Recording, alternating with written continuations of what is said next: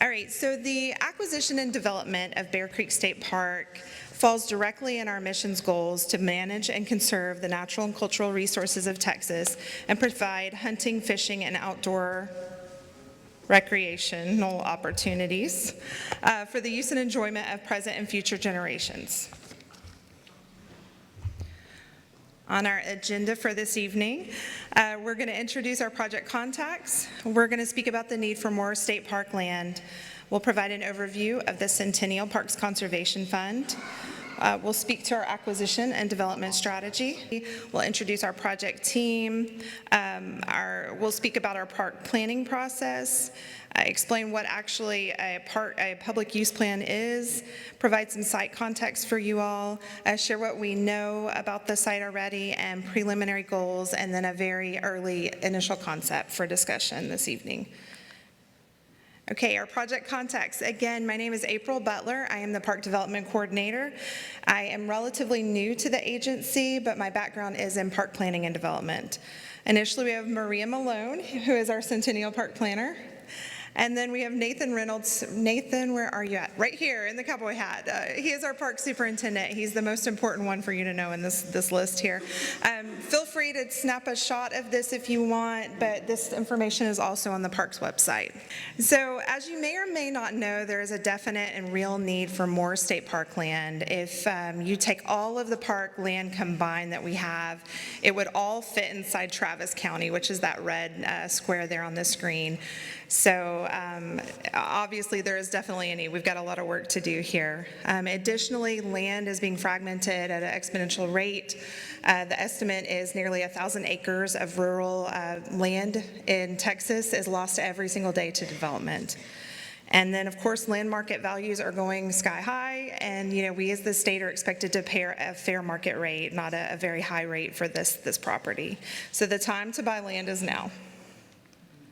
Which brings us to the Centennial Parks Conservation Fund. So we owe you a really big thank you, Texans, because without you, we wouldn't be here tonight. So back in 2023, the voters approved the Centennial Parks Conservation Fund. It was $1 billion that was set aside for the acquisition and development of brand new state parks. So we're so excited to have that. This is, again, an endowment. So what it means is that we can only spend the interest on this fund. So currently, Bear Creek is one of 4 state parks that we're developing with the Centennial Fund, which means that we have to balance the needs and priorities of each of the properties when we're deciding what to include in the park. The great news is we'll have that money set aside for generations to come, so there's a lot more parks coming. So with this Centennial Fund also comes a timeline. So we want to get Texans on site as soon as possible. So within 12 months of acquisition, which would be September of this year, we're going to offer some guided public use. That most likely will look like guided interpretive hikes. There could be special events. After that, our next goal is 18 months. February 2027, so right around the corner, we want to offer expanded public day use. So this looks like getting folks on site for the day for hiking or walking the trails. We're going to provide a parking lot, a trailhead, some restrooms, possibly a vault toilet, and trails just to come out for the day and enjoy it. So what that looks like is you all would be able to go online, make a reservation, receive a gate code, and then you can access the site for the day. And then within the 48 months, this is September of 2029, that's when the full park would open. So we'll build upon all of those things that we've included in the 18 months, but this is going to have the utilities, the roads, the overnight facilities, and other park amenities that you all will help us decide. All right, so more on our acquisition and development strategy. So this is not the only avenue that we have for funding. The Centennial Park Development Fund is these 4 are what we're currently developing. We also have other new parks that we're developing using the sporting goods sales tax.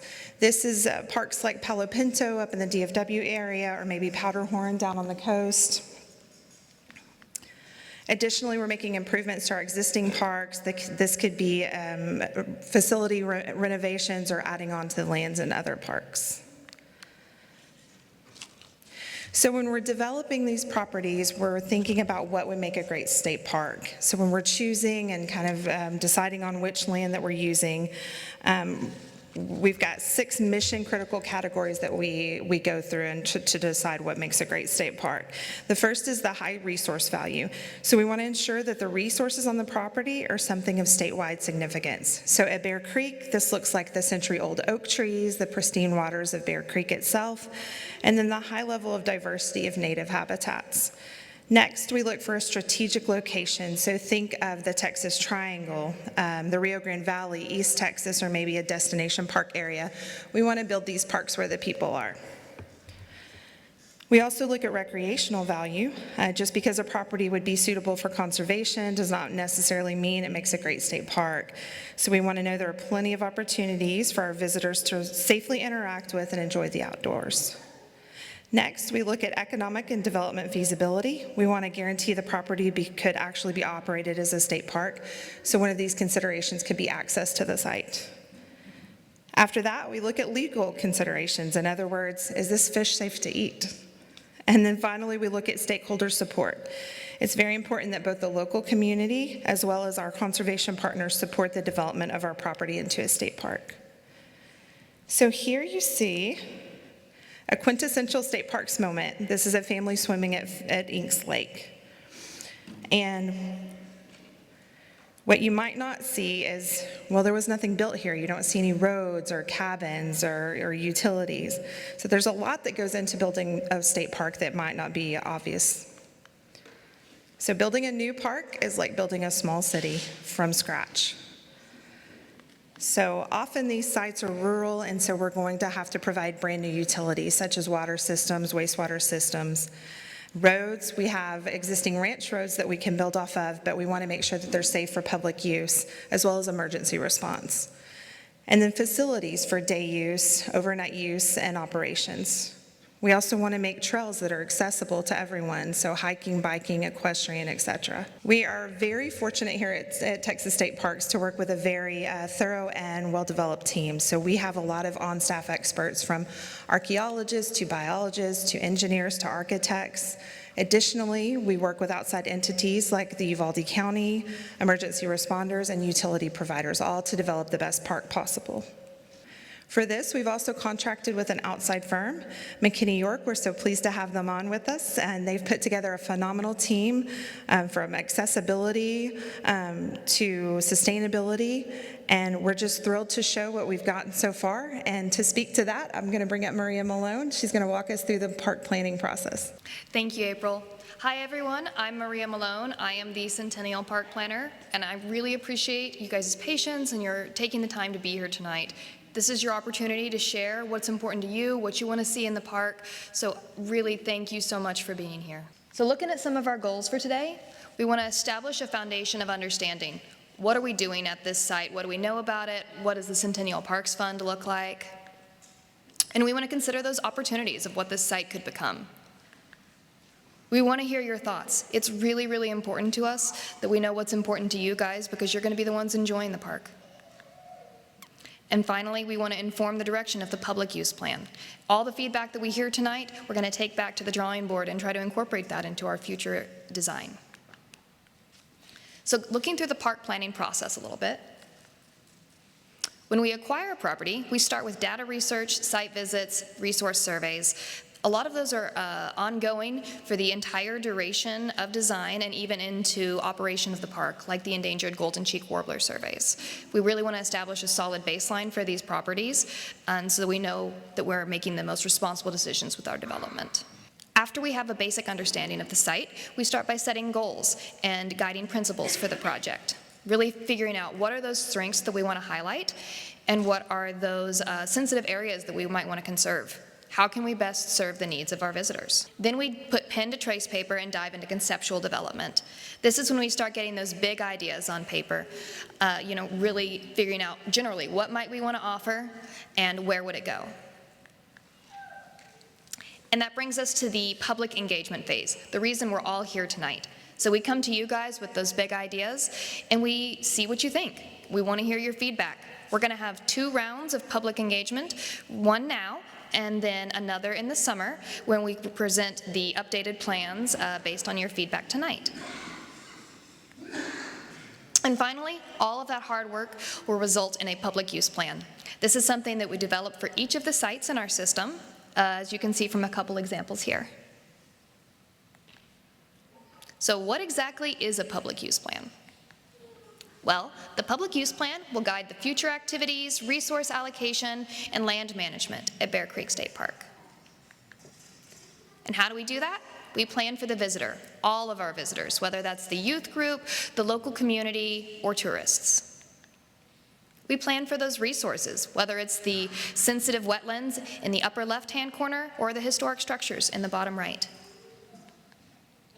We plan for experiences. We want to facilitate those awe-inspiring moments that create lifetime memories, whether that's hiking through the winding ravines and up to the scenic vistas, or standing under the legacy oaks, as so many generations before us have.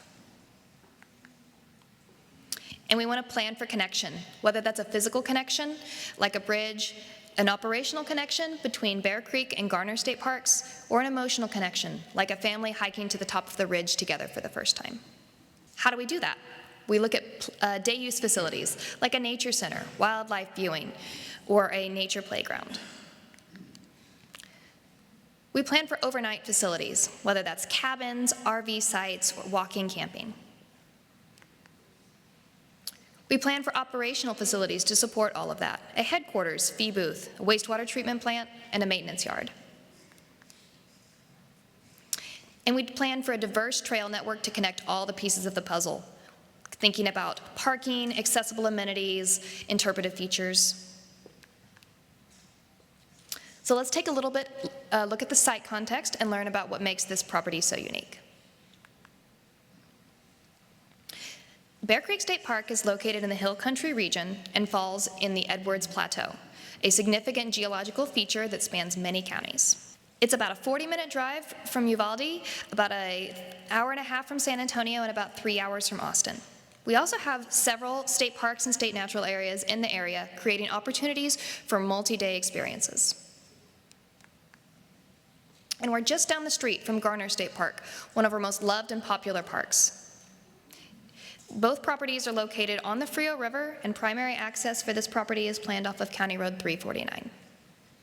And while Garner and Bear Creek are very similar in acreage, we're looking to complement the experiences at this park rather than duplicating what's offered across the river. So here that looks like more of those backcountry experiences, that immersion in nature. We're still determining what the day use, overnight, and amenities might be. Especially, we want to hear from you on what you want to see, but we are estimating that visitation will be lower to really facilitate that immersion in nature. So what do we know so far? We've been studying the property for several months. Well, starting with geography, in the bottom left, that's a slope analysis. The red is going to be more steep terrain. The green is going to be flatter and more developable.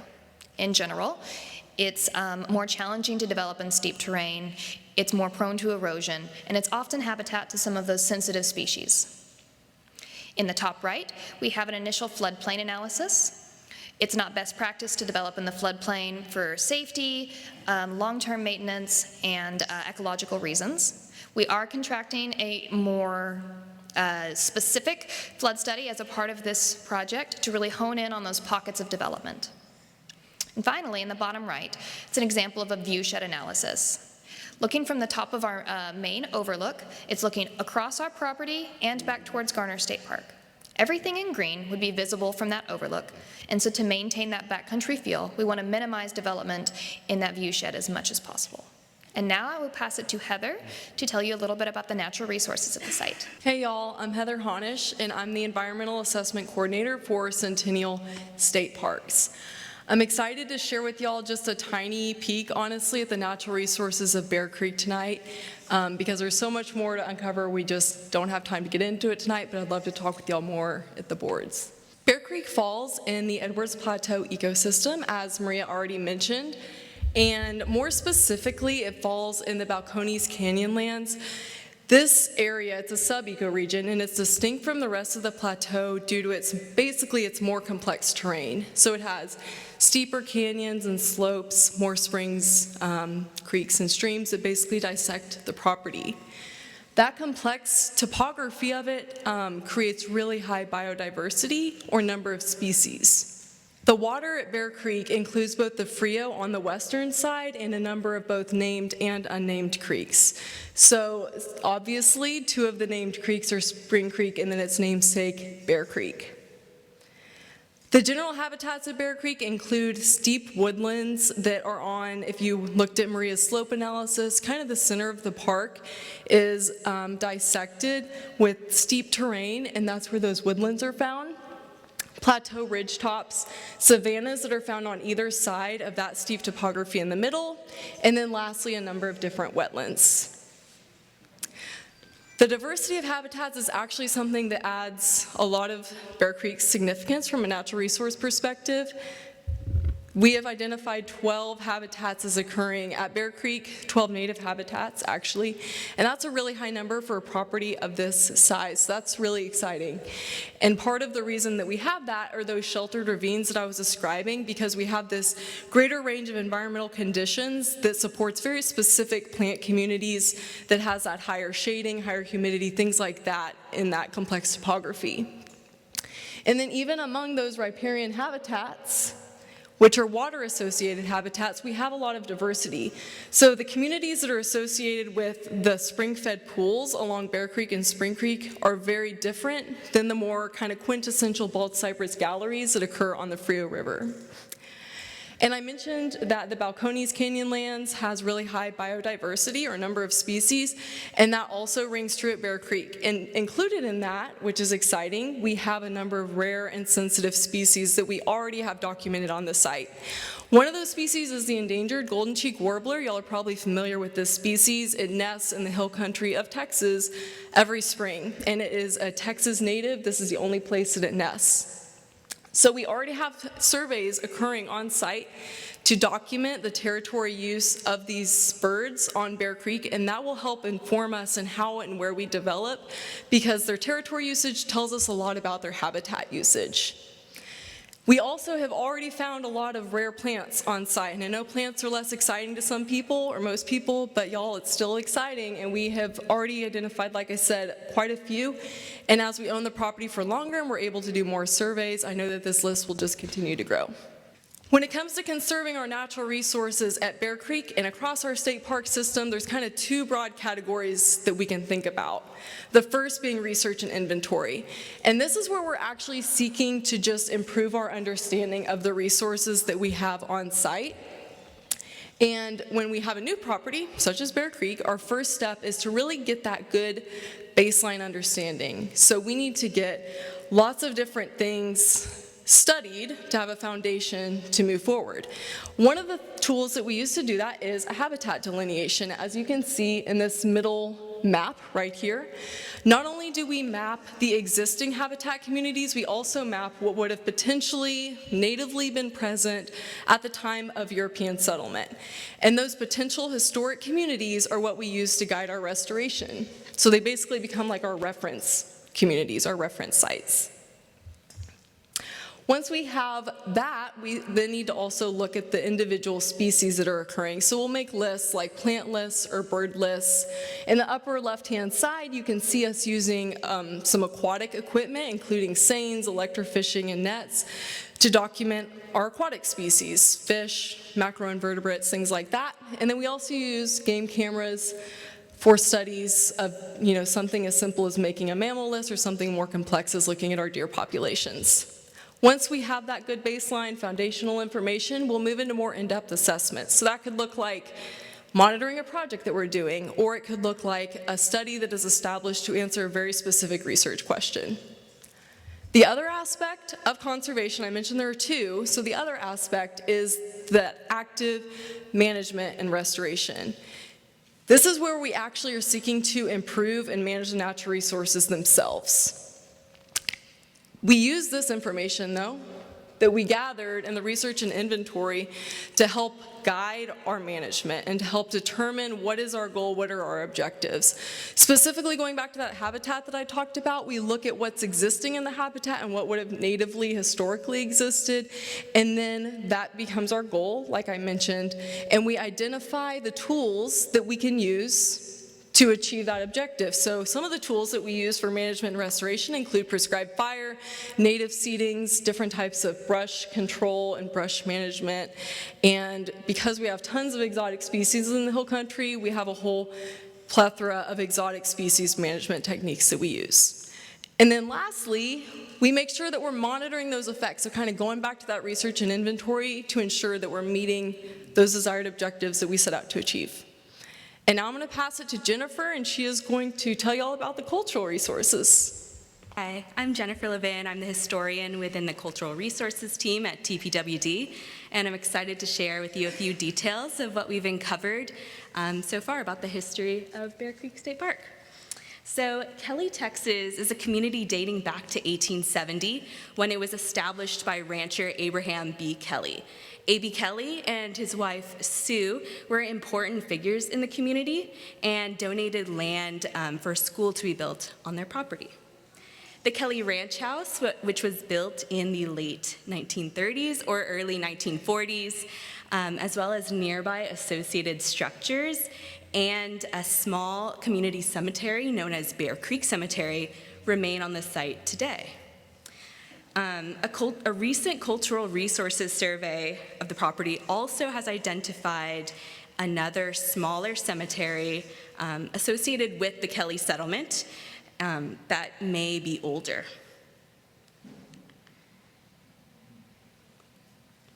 So descendants of Colonel Robert Rankin continue to use Bear Creek Cemetery.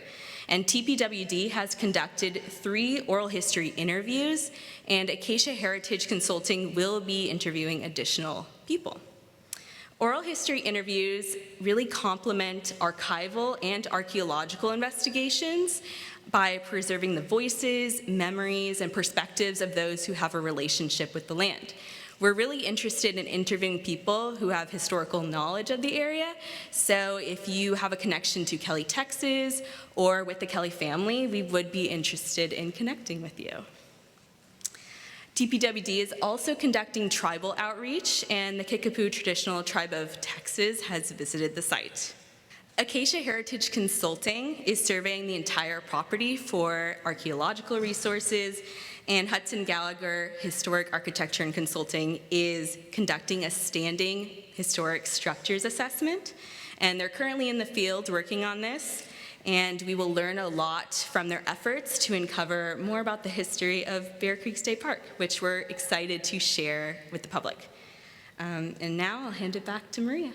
This map is showing a basic understanding of the development feasibility and site sensitivity right now.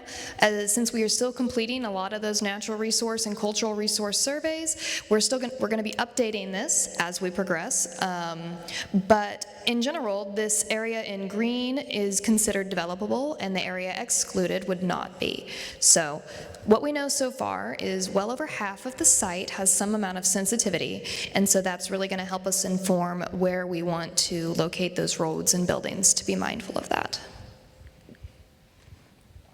So now I'm going to show you guys some of the preliminary goals and an initial concept.